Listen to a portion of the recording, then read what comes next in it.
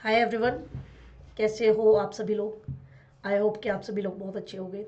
हालचाल सबके बढ़िया हैं कि नहीं, पढ़ाई सबके कैसी चल रही है। आई होप कि सभी की पढ़ाई अच्छी चल रही होगी। अगर नहीं चल रही है तो उसको अच्छा चलाइए।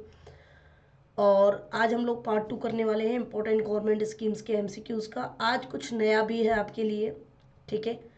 और उस सबसे पहले लेकिन मैं आपसे कहना चाहूँगा कि आप लोग अनअकैडमी पर मुझे फॉलो कर सकते हैं। अगर आप लोगों ने अभी तक अनअकैडमी पर मेरी क्लासेस नहीं देखी हैं तो सबसे पहले जाइए, मेरी क्लासेस देखिए। रमा लाइव कोड का आप इस्तेमाल कर सकते हैं अगर आप अनअकैडमी पर पहली बार ज्वाइन कर रहे हैं तो। इसके अलावा यदि आप पहले से मेरी स्पेशल क्लासेस देख चुके हैं तो अनअकैडमी सब्सक्रिप्शन के लिए आप मेरा कोड यूज़ कर सकते हैं। उस सबसे बड़ी खबर ये है कि अनअकैडमी आप लोगों के लिए करा रहे हैं एक ऑल इंडिया मॉक टेस्ट। ये मॉक टेस्ट आप लोगों के लिए एकदम से ऑफलाइन मोड में होने वाला है। जो लोग ऑफलाइन नहीं दे सकते उनके लिए ये ऑनलाइन मोड में भी होगा, ठीक है। तो ये ऑफलाइन मोड में होने वाला है 24 अप्रैल 2022 को 9:30 से 11:30 बजे ये होगा जीएस का ऑफलाइन। और फिर 12:30 से 2:30 बजे तक का ये होगा सीसेट का ऑफलाइन। इसकी जो लोकेशन है ओल्ड राजेंद्र नगर मुखर्जी नगर में ये होगा। आपकी जो एग्जैक्ट कंप्लीट लोकेशन डिटेल्स हैं वो आपको वेबसाइट पे अनअकैडमी की वेबसाइट पे मिल जाएंगी। इसके लिए आप लोग यूज़ करेंगे एनरोल करने के लिए मेरा कोड रमा लाइव। एनरोल करेंगे बिल्कुल फ्री, ये मॉक टेस्ट एकदम फ्री है आप लोगों के लिए। कंप्लीट जीएस का एक प्रीलिम्स का पूरा उसी तरीके से डिज़ाइंड, फाइनल प्रीलिम्स पैटर्न पे डिज़ाइंड टॉप एजुकेटर्स के द्वारा बनाया गया ये ऑफलाइन टाइम बेस्ड टेस्ट है। ओएमआर एक्सपीरियंस के साथ में आपको मिलेगा। For the learners who are not able to give the test offline they can give it online also. तो आपको अनअकैडमी क्यों चूज़ करना चाहिए उसके काफ़ी सारे रीजंस यहाँ पर दिए हुए हैं। जैसे कि यहाँ पर बहुत ही बेहतरीन रेटिंग्स हैं, ठीक है। बेस्ट इन क्लास एजुकेटर्स हैं आप लोगों के लिए, बेस्ट इन क्लास रेटिंग्स हैं। 20 बुक्स हैं आप लोगों के लिए, हिंदी वालों को हिंदी में, इंग्लिश वालों को इंग्लिश में मिलती हैं। प्रिंटेड कॉम्प्रिहेंसिव नोट्स हैं ये। इंटरव्यू की गाइडेंस आपको फ्री मिलती है इफ़ आपका मेंस क्लियर हो जाता है, चाहे अभी अनअकैडमी इस बार भी करवा रहे हैं तो डेली आंसर प्रैक्टिस। और यदि आप आइकॉनिक सब्सक्रिप्शन लेते हैं तो आपको मेंटोरशिप भी 1-on-1 मिलती है। तो प्रीलिम्स की टेस्ट सीरीज अगर आप लेना चाहते हैं 2022 के लिए और 23 के लिए, अभी तक 55 के एनरोलमेंट्स लोग ले चुके हैं। 4.6 की रेटिंग है इसकी। और अनअकैडमी एस्पिरेंट्स के लिए अनअकैडमी पर बहुत ही बेहतरीन सरप्राइज आ रहा है, इसको आप अवेल कर सकते हैं। इसके लिए आप अनअकैडमी को ज्वाइन कीजिए, लॉगिन कीजिए। 6 महीने का अगर आप टेस्ट सीरीज लेना चाहते हैं तो वो आपको मिलता है 3149 में सिर्फ, जिसमें 28 टेस्ट हैं। और यदि आप 12 महीने का लेना चाहते हैं तो इसमें ड्यूरेशन जस्ट डबल है, प्राइजेस सिर्फ 1,000 रुपये के आसपास आपके बढ़ेंगे। इसमें टेस्ट भी डबल है, 56 टेस्ट है जिसमें 40 जीएस के, 16 सीसेट के। तो यहाँ पे आप 10% कोड के लिए मेरा कोड रमा लाइव लगाएंगे तो आपका ये जो अमाउंट है ये अमाउंट आपको और कम हो जाएगा। तो यूपीएससी सीएससी के जो बैचेस हैं, नए बैचेस आप लोगों के लिए चल रहे हैं 2023 वालों के लिए, 24 वालों के लिए एकदम नए बैचेस आ रहे हैं अप्रैल 2020 में। बाइलिंगुअल इंग्लिश और हिंदी में ये बैचेस हैं, 20 अप्रैल को ये शुरू होने वाले हैं। और साथ ही साथ आपके ऑप्शनल के भी नए बैचेस, 7 नए बैचेस शुरू होने वाले हैं, जिससे कि आप अपनी प्रीलिम्स और ऑप्शनल की तैयारी, मेंस की तैयारी 2023 की साथ कर सकें। और यदि आप वन टाइम फ़ी पे नहीं कर सकते हैं तो कोई दिक्कत नहीं है, आप पे कर सकते हैं मंथली फीस। तो ईएमआई दे सकते हैं आप, ईएमआई, और जो कि 0% इंटरेस्ट रेट है, तो नो कॉस्ट ईएमआई है। और आपका जो भी बनेगा डिस्काउंट के बाद, रमा लाइव कोड लगाने के बाद में, उसको आप यहाँ 12 महीने में जस्ट 12 से डिवाइड करेंगे और उतना आपको पर मंथ देना है। अनअकैडमी ऑर्गेनाइज कर रहे हैं इस हफ्ते मेगा कॉम्बैट। हर संडे को अनअकैडमी कॉम्बैट होता है, ये तो आपको पता ही है। इस कॉम्बैट में जो बच्चे पार्टिसिपेट करेंगे उनमें जो टॉप 1000 बच्चे होंगे उनको मिलेगी फ्री प्रीलिम्स की टेस्ट सीरीज। 28 टेस्ट की ये टेस्ट सीरीज, जिसमें कि 20 जीएस के टेस्ट हैं, 2000 क्वेश्चन जीएस के, 8 टेस्ट हैं जिसमें सीसेट के 800 क्वेश्चन सीसेट के। ये टेस्ट सीरीज आपको यहाँ पे फ्री मिलेगी अगर आप 1000 तक की रैंक लेके आएंगे तो ये अनअकैडमी लाइट का सब्सक्रिप्शन आपको फ्री मिलेगा। एनरोल करने के लिए कोड आपको डिस्क्रिप्शन में दिए हुए हैं सारे। आप यहाँ पर रमा लाइव कोड का यूज़ करके अनअकैडमी पर सब्सक्रिप्शन एनरोल करें इसको। एनरोल करें। आप हिंदी और इंग्लिश दोनों में ही ये टेस्ट लाइव दे सकते हैं, प्लस अपनी ऑल इंडिया रेटिंग देख सकते हैं। और ये मैं बता रहे थे कि इंटरव्यू की जो हम आपको गाइडेंस दे रहे हैं, हमारे टॉप एक्सपर्ट्स जो आपको गाइडेंस दे रहे हैं, तो यहाँ पर जितने भी एलिजिबल एस्पिरेंट्स हैं जिनका मेंस क्लियर हो गया है, ठीक है, 2021 वाला, उनको यहाँ पर फ्री और comprehensive interview guidance program Unacademy चला रहे हैं, फ्री एकदम। चाहे वो अनअकैडमी लर्नर्स हैं, चाहे वो अनअकैडमी लर्नर्स नहीं है, अगर उनका मेंस क्लियर हो गया है तो आप सभी लोग जो है इंटरव्यू की तैयारी कर सकते हैं। Mock interviews, training by experts, आपको ट्रेन किया जाएगा, फ्लेक्सिबल शेड्यूल्स हैं, ये सारी चीज़ें आपको दी हुई हैं। अब बात करते हैं अपने क्वेश्चंस की। तो ये क्वेश्चंस हमने कर लिए थे, क्वेश्चन नंबर 10 तक हमने कर लिया था। आज जो नई चीज़ है आपके लिए वो ये है कि ये क्वेश्चन है, साथ ही साथ उसका एक्सप्लेनेशन भी यहाँ पर लिखा हुआ है, लेकिन 10 तक तो हमने कर लिया था। अब हम बात करते हैं आगे क्वेश्चन नंबर 11 की। कंसीडर द फॉलोइंग स्टेटमेंट, आपसे पूछा है नारी Shakti award was initiated in the year 1999 and is the highest civilian honor for women in India. ठीक है, the award is only given to female individuals. अब बताइए इसका क्या करेक्ट आंसर होगा। पहले करेक्ट और नॉन करेक्ट याद रखिएगा, कैसे देखने। तो चलिए इसके एक्सप्लेनेशन को देखते हैं, ठीक है। आप लोग अपने अपने आंसर्स दीजिए इन द कमेंट सेक्शन। हम देखते हैं, पहली बात आंसर है आपका A, Nari Shakti award. So this award is only given to female individuals, ये गलत है। पहला वाला बिल्कुल सही है, नारी शक्ति अवार्ड 1999 में शुरू हुआ था, हाईएस्ट सिविलियन अवार्ड है फॉर विमेन इन इंडिया। अब दूसरा गलत क्यों है, ठीक है, दूसरा गलत क्यों है कि एलिजिबिलिटी क्या है, पहले तो ये देखो।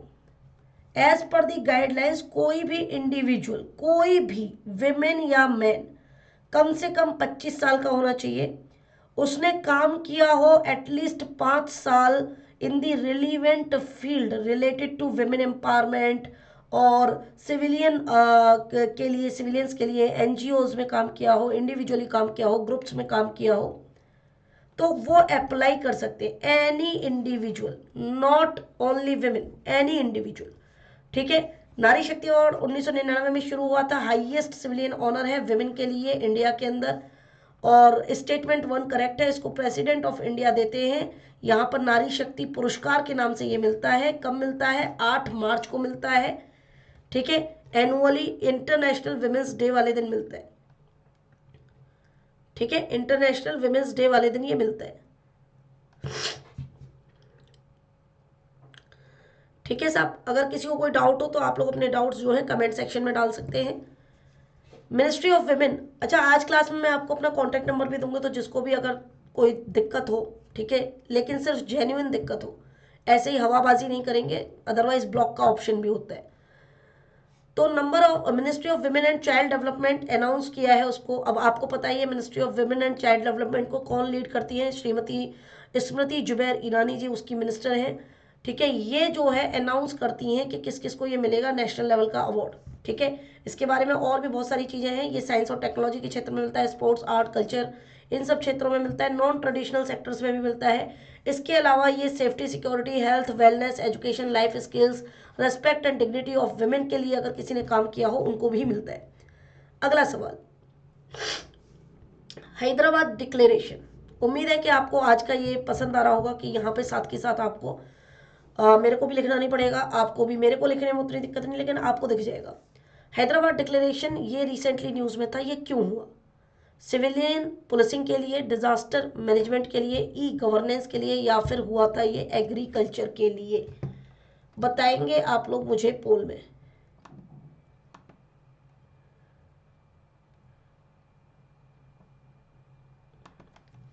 बताइए साहब,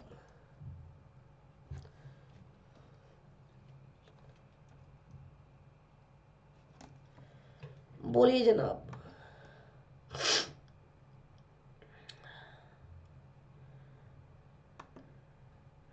चलिए देखते हैं फिर। ये हुआ है ma'am C, that is e governance में। अब ई गवर्नेंस के क्षेत्र में क्या हुआ है, 24वीं कॉन्फ्रेंस हुई थी ई गवर्नेंस की, ठीक है, जहां पर ministry of electronics and information technology, जिसको हम माइटी कहते हैं, उसने और तेलंगाना स्टेट की गवर्नमेंट ने यहाँ पर ये कोलैबोरेशन किया। इस कोलैबोरेशन को इन्होंने नाम दिया है हैदराबाद डिक्लेरेशन का। ये हैदराबाद डिक्लेरेशन ई गवर्नेंस के ऊपर हुआ है, इसीलिए ऑप्शन सी सही है। डिक्लेरेशन लेके आएगा लोगों के जीवन में क्या, और गवर्नमेंट्स को लेके आएगा क्लोजर, लोगों को क्लोज लेके आएगा और गवर्नमेंट्स को क्लोज लेके आएगा थ्रू दी डिजिटल प्लेटफॉर्म्स, और ट्रांसफॉर्म करेगा सिविलियंस की लाइफ को। ठीक है, सिविलियंस की लाइफ को ये ट्रांसफॉर्म करेगा कैसे, with the use of technology. यहाँ पे जैसे आपका आधार है, यूपीआई है, डिजी लॉकर है, उमंग है, ई साइन है।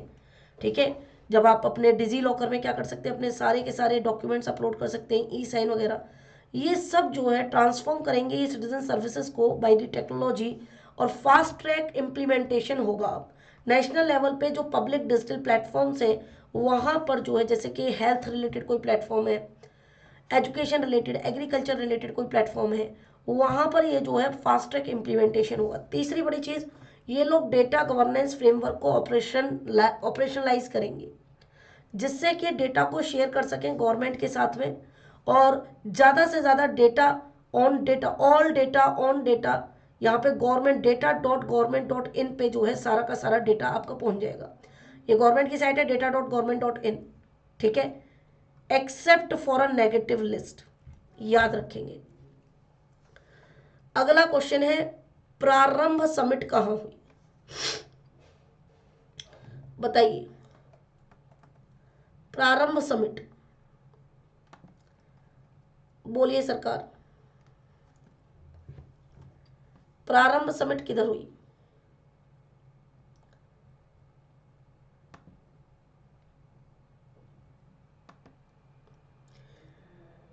किस चीज से ये रिलेटेड है? India UK free trade agreement, या startup ecosystem in international level, या फिर ये रिलेटेड है आपका प्रोटेक्शन ऑफ चाइल्ड राइट से, या फिर ये रिलेटेड है आपके cooperation of quantum technology application से? किससे ये रिलेटेड है? क्वेश्चन नंबर 13 है आपका, बताइए साहब, फटाफट फटाफट आंसर करें जिससे कि हमें आगे भी चलने में आसानी हो। चलिए देखते हैं, ये है, इसका आंसर है बी। ठीक है, स्टार्टअप इकोसिस्टम है ये इंटरनेशनल लेवल पे। अब इस इंटरनेशनल लेवल के स्टार्टअप इकोसिस्टम में क्या किया जा रहा है? प्रारंभ, प्रारंभ एक नाम है जो कि स्टार्टअप इंडिया इंटरनेशनल समिट के द्वारा दिया गया है। ये नाम क्यों दिया गया है? ये नाम दिया गया है टू प्रोवाइड अ प्लेटफॉर्म, जिससे कि लोगों को एक प्लेटफॉर्म मिल सके, to startup and young minds, जो हम जैसे यंग माइंड्स हैं दुनिया भर के, वो अपने आइडियाज़ लेके आ सके, अपनी इनोवेशन, अपने इन्वेंशन लेके आ सके। ये समिट में 56 कंट्रीज ने भाग लिया था। ये ग्लोबल स्टार्टअप इकोसिस्टम का है। इस समिट को ऑर्गेनाइज किया था by the department of promotion of industry and internet trade, DPIIT, जो कि मिनिस्ट्री ऑफ कॉमर्स के अंतर्गत और ministry of commerce and industry के अंतर्गत आता है। रैंकिंग जो स्टेट्स की है on the support to startup दी गई, यहाँ पे किस तरीके से रैंकिंग जो है यहाँ पर मिली है। तो इकोसिस्टम क्या है? इकोसिस्टम एक इवॉल्व्ड एवोल्यूशन टूल होगा। स्टार्टअप इकोसिस्टम, स्टार्टअप इकोसिस्टम एक एवोल्यूशन टूल होगा जिसका काम होगा कि ये सपोर्ट करे स्टेट्स को और यूनियन टेरिटरीज को। ठीक है, उनके स्टार्टअप्स को और ज़्यादा स्ट्रेंथन करने के लिए, उनके यहाँ पर स्टार्टअप का जो माहौल है, इकोसिस्टम है, उसको और ज़्यादा बढ़ाने के लिए। तो इससे जुड़ी हुई और भी चीज़ें, जैसे कि SCO स्टार्टअप फोरम है, शंघाई कॉर्पोरेशन ऑर्गेनाइजेशन, पहला दुनिया का फर्स्ट एवर स्टार्टअप फोरम, ये लॉन्च हुआ अक्टूबर 2020 में। तो ये दुनिया का पहला है। ये डेवलप करेगा, इंप्रूव करेगा स्टार्टअप इकोसिस्टम्स को कलेक्टिवली। इसके अलावा स्टार्टअप इंडिया, भारत में सीड फंड से स्कीम शुरू हुई थी। इसके अलावा स्टार्टअप इंडिया इनिशिएटिव, ये 2016 में लॉन्च हुआ था। इसीलिए ऑप्शन भी करेक्ट है। आप ये सारी चीज़ें पढ़ सकते हैं। स्टार्टअप से रिलेटेड जितने भी हमारे पास में स्कीम्स हैं वो यहाँ पर अपने को दे रखी है। अपना अगला सवाल है question number 14। Question number 14, consider the following statement कि the government has dedicated 207 harmonised system of nomenclature HSN code to technical textile to help in monitoring the data of import and export। एक HSN system हमने generate किया, हार्मोनलाइज्ड यानी कि सभी का एक जैसा, नॉमेनक्लेचर है, यानी कि नंबरिंग वगैरह और किस तरीके से आप पहचानेंगे उस तरीके का। By providing financial support and other incentives to the manufacturers, manufacturers को यहाँ पे फाइनेंशियल सपोर्ट और इंसेंटिव्स भी मिलेंगे। इसमें टेक्नोटेक्स India is a flagship event organized by the Ministry of Textile for the promotion of technical textile, और India is the largest technical textile exporter in the world. अब आप बताएंगे कि सही जवाब क्या है।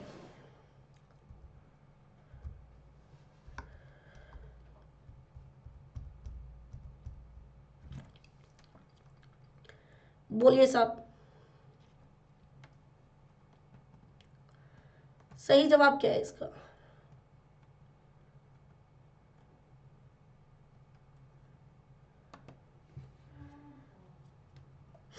आपके सवाल के जवाब के इंतजार में। अच्छा, जिस किसी ने भी, मेरे को बार बार कहने की आदत नहीं है इसलिए मैं भूल भी जाती हूँ, जिस किसी ने भी अगर चैनल को अगर सब्सक्राइब नहीं किया है तो सबसे पहले आप सब्सक्राइब करें चैनल को। अगर लाइक कर रहे हैं, अगर वीडियोस को देख रहे हैं और पसंद आ रही है तो लाइक करें। अपने फ्रेंड्स के साथ ज़रूर शेयर करें कि जैसे ही हमारे 1000 सब्सक्राइबर होंगे हम लोग लाइव कर सकते हैं। इस सवाल का जवाब है answer number A, India is the largest technical textile exporter in the world. ये गलत है, तो तीसरा गलत, तीसरा गलत, पहला दूसरा सही है। ये देखिए, बिगेस्ट प्लेयर जो है, सबसे पहली बात तो यूएसए है, फिर वेस्टर्न यूरोप, फिर चाइना, फिर जापान, इसीलिए इंडिया जो है सही आंसर नहीं है। Technical textile are functional fabrics. Technical textile क्या होता है? ये फंक्शनल फैब्रिक्स हैं जिनको कि आप जो है अप्लाई कर सकते हैं, अलग अलग इंडस्ट्रीज़ में यूज़ कर सकते हैं, जैसे ऑटोमोबाइल्स में, ठीक है, आपको लेदर की सीट्स बनती हैं, सिविल इंजीनियरिंग में, कंस्ट्रक्शन में, एग्रीकल्चर में, हेल्थ केयर में, इंडस्ट्रियल सेफ्टी में, पर्सनल प्रोटेक्शन के लिए भी यूज़ कर सकते हो, ठीक है। टेक्निकल टेक्सटाइल की ग्रोथ भारत में हो रही है 8% पर एनम के रेट से, ये करंटली ग्रो कर रहा है, और यहाँ पे अगले 5 साल में ये 15 से 20% की रेंज तक और ग्रो कर जाएगा। करंट जो वर्ल्ड का मार्केट है वो 250 बिलियन यूएस डॉलर का है। इंडिया का मार्केट इसमें से सिर्फ 19 बिलियन यूएस डॉलर का है, 250 में से सिर्फ 19। इंडिया का एस्पिरेशन क्या है कि अगले मतलब 5 सालों में हमें 40 बिलियन यूएस डॉलर का मार्केट करना है। ये इससे रिलेटेड सारे के सारे इनिशिएटिव्स हैं, इनको आप पढ़ सकते हैं। अगर कोई भी चीज़ समझ में ना आए तो आप मुझे पूछ सकते हैं। टेक्नोटेक्स इंडिया ये एक फ्लैगशिप इवेंट है, मिनिस्ट्री ऑफ टेक्सटाइल इसको शुरू करी है, और विद द हेल्प ऑफ फिकी, इन कोलेब्रेशन ऑफ फिकी के साथ में इसको शुरू किया गया है, federation of Indian chamber of commerce and industry. आप मुझे कमेंट सेक्शन में बताएंगे कि फिक्की का ये संगठन कब बना था, फाउंडेशन ईयर क्या है, ठीक है। अगला सवाल, सारथी ऐप के बारे में बात करते हैं। सारथी ऐप क्या है? ये ऐप कोई बता सकता है? सारथी ऐप क्या है? सारथी कौन होता है? जो आपको गाइड करता है, ठीक है, जो आपको आगे लेके जाता है, भटकने नहीं देता। तो ये ऐप है सिक्योरिटीज मार्केट की ऐप, ठीक है। सारथी app recently security and exchange board of India, जिसको आप सेबी के नाम से जानते हैं, उन्होंने सारथी ऐप चालू करी। एक मोबाइल ऐप है जिसमें यहाँ पे आपको इन्वेस्टमेंट के बारे में एजुकेशन और चीज़ें पता चलती हैं। यहाँ पे आर जो है सारथी में रा, वो इस रुपए को डिनोट करता है। इसका एम है कि अवेयरनेस क्रिएट करी जाए इन्वेस्टमेंट के बारे में, क्योंकि इन्वेस्टमेंट क्या है? जोखिम से भरा हुआ है, ठीक है। बेसिक कॉन्सेप्ट जो सिक्योरिटीज मार्केट के हैं, लोगों को नहीं पता, उनको समझाई जाए। तो सिक्योरिटी मार्केट के अंदर इन्वेस्टर ग्रीवेंस रिड्रेसल भी बहुत ज़रूरी है, और इसीलिए ये ऐप जो है सिक्योरिटीज मार्केट को डिनोट करती है। इसमें और भी चीज़ें जो आप पढ़ सकते हैं। पीडीएफ आपको इसका अभी मिल जाएगा क्लास के जस्ट बाद में। अगला क्वेश्चन है, with reference to rural area development plan formulation and implementation, RADPFI guidelines 2021। ये जो गाइडलाइंस आई 2021 में, ये गाइडलाइंस किस चीज़ से रिलेटेड है? कि ये गाइडलाइंस प्रिपेयर करी मिनिस्ट्री ऑफ रूरल डेवलपमेंट ने, या फिर ये गाइडलाइंस आपको एम देती है? इन गाइडलाइंस का एम क्या है कि जिससे कि ये डायरेक्शन प्रोवाइड करें, प्रिपेयर करें स्पेशल प्लान्स के लिए, ग्राम पंचायतों के लिए, या फिर ये गाइडलाइंस जो है रिप्लेस कर देती हैं 2016 वाली गाइडलाइंस को? तो इसका सही जवाब है option number A. Option number A, two only. ये मिनिस्ट्री ऑफ रूरल डेवलपमेंट नहीं करती, ना ही इसने 2016 की गाइडलाइंस को रिप्लेस किया है। ये गाइडलाइंस का काम है कि ये ग्राम पंचायत को एक स्पेशल प्लान बना के दे, ठीक है। तो मिनिस्ट्री ऑफ पंचायती राज ने इसको प्रिपेयर किया है, ना कि मिनिस्ट्री ऑफ रूरल डेवलपमेंट ने, पहली बात। तो वन गलत, इसका मतलब ये गलत और ये गलत, ठीक है। और ये ना ही किसका है, ये 2017 की गाइडलाइंस का रिप्लेसमेंट है, रिवाइज्ड वर्जन है, ना कि 2016 का। 2017 की गाइडलाइंस का रिवाइज्ड वर्जन है। तो तीसरा भी गलत। तो आपको पता चल गया होगा कि पहला गलत नहीं है, पहला सही नहीं है। फिर मिनिस्ट्री का एफर्ट है कि यहाँ पे प्रमोशन किया जाए स्पेशल रूरल प्लानिंग का, जिसके लिए इनको ग्राम पंचायतों के लिए प्लानिंग, आपकी लॉन्ग टर्म प्लानिंग जो है बना के देनी है, ट्रांसफॉर्म करना है गाँव को, पाथवेज को, ये सब करना है। Question number 17, agriculture and processed food products export development authority, जिसको अपेडा कहते हैं, पेड़ा वाला पेड़ा नहीं, अपेडा, ठीक है, अपेडा, ये कौन सी मिनिस्ट्री के अंतर्गत काम करता है? Agriculture and processed food product, rural develop के अंदर, कॉमर्स इंडस्ट्री के अंदर, ट्राइबल अफेयर्स। तो भैया ये तो वैसे गलत हो जाते हैं, ये दोनों का तो कोई नामो निशानी नहीं होना चाहिए। क्या बोल रही है पब्लिक, है ना। अब ये एक्सपोर्ट कर रहे हैं, एक्सपोर्ट, ठीक है। तो ये एग्रीकल्चर और फार्मर वेलफेयर होगी क्या? नहीं, ये होगी इंडस्ट्री और कॉमर्स से, ठीक है। प्रोसेस फूड को एक्सपोर्ट कर रहे हैं, एक्सपोर्ट डेवलपमेंट अथॉरिटी जो है यहाँ पर बना रहे हैं। तो सही जवाब है आपका C, ministry of commerce and industry. इसका हेडक्वार्टर नई दिल्ली में है। एक्सपोर्ट डेवलपमेंट अथॉरिटी एक्ट 1985 के अंतर्गत इसको बनाया गया, ठीक है। गवर्नमेंट ऑफ इंडिया ने इसको स्टैब्लिश किया, मिनिस्ट्री ऑफ कॉमर्स और इंडस्ट्री के अंदर आती है। इसका काम मेन क्या है? एक्सपोर्ट को प्रमोट करना, डेवलप करना आपके शेड्यूल्ड प्रोडक्ट्स को, कि क्या क्या आप बना के भेज रहे हो। सबसे ज़्यादा यहाँ पर रेस्पॉन्सिबिलिटी किसकी है? इम्पोर्ट ऑफ शुगर की, ठीक है, responsibility to monitor import of sugar. और ऐसी ही बहुत सारी चीज़ें हैं जो आप यहाँ पर पढ़ सकते हैं। इसलिए आपका मेन अगर हम बात करें तो option number C is correct. तो यहाँ पे मैंने लिखा हुआ है स्कीम्स के बारे में, आप लोग इसको पढ़ सकते हैं और आपको पढ़ना चाहिए और पढ़ेंगे आप ही के लिए मेहनत करी है। अगले क्वेश्चन का आप जिक्र करें तो आपसे पूछा है नॉट करेक्ट, याद रखेंगे, नॉट करेक्ट पूछा है। Regarding the scheme on enhancement of competitiveness in Indian capital goods sector phase 2, phase 2 को स्कीम जो एनहेंसमेंट करेगी, क्या कॉम्पिटिटिवनेस बढ़ाएगी इंडियन कैपिटल गुड्स की, इसको मिनिस्ट्री ऑफ हैवी इंडस्ट्रीज ने लेके आए हैं क्या? या फिर it will help in creation of strong and globally competitive capital good sector, या फिर यहाँ पे आइडेंटिफिकेशन होगा ऐसी टेक्नोलॉजीज का, ठीक है, through the technology innovation portal, ये इसका एक कंपोनेंट है क्या? या फिर नन ऑफ दीज। आप आंसर बताएंगे इसका पोल में, ठीक है, सॉरी पोल में नहीं, पोल कहने की आदत पड़ गई है। आप इसका कमेंट सेक्शन में आंसर देंगे। इसका आंसर है नन ऑफ दी अबव। ना तो हैवी इंडस्ट्री से है, ना ये कैपिटल गुड सेक्टर की कॉम्पिटिटिवनेस को ग्लोबली बढ़ाएगा, ना ही ये टेक्नोलॉजी इनोवेशन पोर्टल की यूज से इसका कोई काम होगा। तो ये मिनिस्ट्री ऑफ हैवी इंडस्ट्री नहीं है। सॉरी, आपसे पूछा नॉट करेक्ट क्या है, सॉरी आपसे पूछा नॉट करेक्ट क्या है। भैया ये सारे ही करेक्ट है ना, ये सारे ही करेक्ट है, ये सारे ही करेक्ट है, इसलिए आंसर है आपका नन ऑफ दीज, ठीक है। ये सारे ही करेक्ट है, इसलिए आंसर है आपका नन ऑफ दीज, ठीक है। तो ये मिनिस्ट्री ऑफ हैवी इंडस्ट्रीज इसको लेकर आ रहे हैं, उन्होंने नोटिफाई करी है ये स्कीम। वो यहाँ पे कॉमन टेक्नोलॉजी डेवलप करेंगे सर्विस इंफ्रास्ट्रक्चर के लिए। यहाँ पे फेज 1 इनकी पायलट स्कीम थी, सबसे पहले आई थी, जिसने क्या किया था? एक्सपेंड किया था, एनलार्ज किया था किस चीज को? The impact created by the phase 1 pilot scheme, जो कि किसके लिए आई थी? जो कि किसके लिए आई थी? Globally competitive capital good sector के लिए आई थी, जिसने कॉन्ट्रीब्यूट किया था एटलीस्ट 20, अरे कहाँ चला गया, हाँ ये रहा, at least 25% to the manufacturing sector. यहाँ पर ये सबसे पहले जो फेज 1 आया था वो आया था 2014 में। अब फाइनेंशियल आउटले क्या है इसका? कि स्कीम के अंदर 1207 करोड़ रुपए का जो है बजटरी सपोर्ट मिल रहा है, जिसमें से 975 करोड़ रुपए, ठीक है, जो बजट में से मिले हैं, और बाकी के 232 करोड़ रुपए ये इंडस्ट्री कॉन्ट्रीब्यूशन है, इंडस्ट्रीज ने कॉन्ट्रीब्यूट किया है। बजट जो गवर्नमेंट ऑफ इंडिया के बजट में इसका जो है 975 करोड़ रुपए।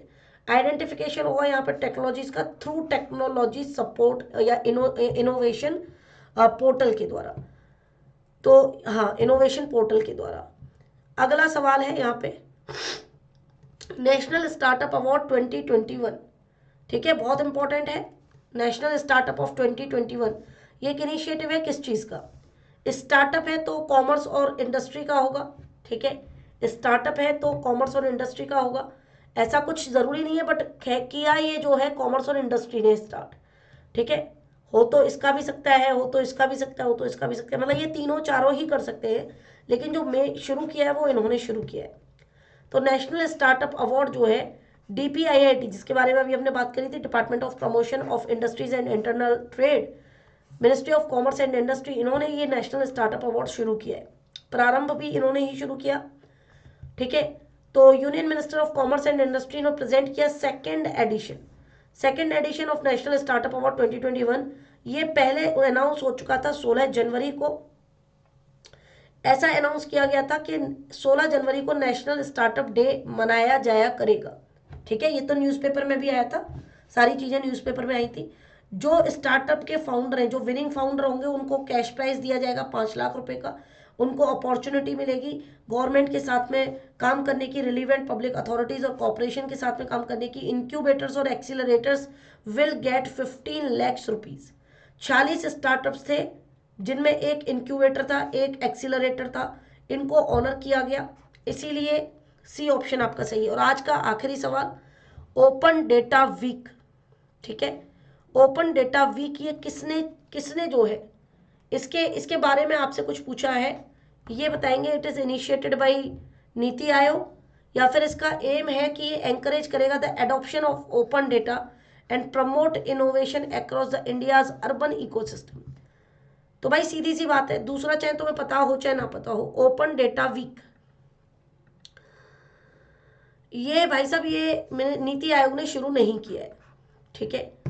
और नीति आयोग ने शुरू नहीं किया तो पहला गलत, ये गलत, और आंसर है ये, इसलिए ये भी गलत कि ये ओपन डेटा के एडॉप्शन को क्या करेगा, एंकरेज करेगा। मिनिस्ट्री ऑफ हाउसिंग और अर्बन अफेयर ने ये शुरू किया है, ठीक है, महुआ जिसको कहते हैं, इंडियन अर्बन इकोसिस्टम को और ज़्यादा बढ़ावा देने के लिए ओपन डेटा वीक, जो कि एंकरेज करेगा adoption of open data and promote करेगा innovation across the India's urban ecosystem.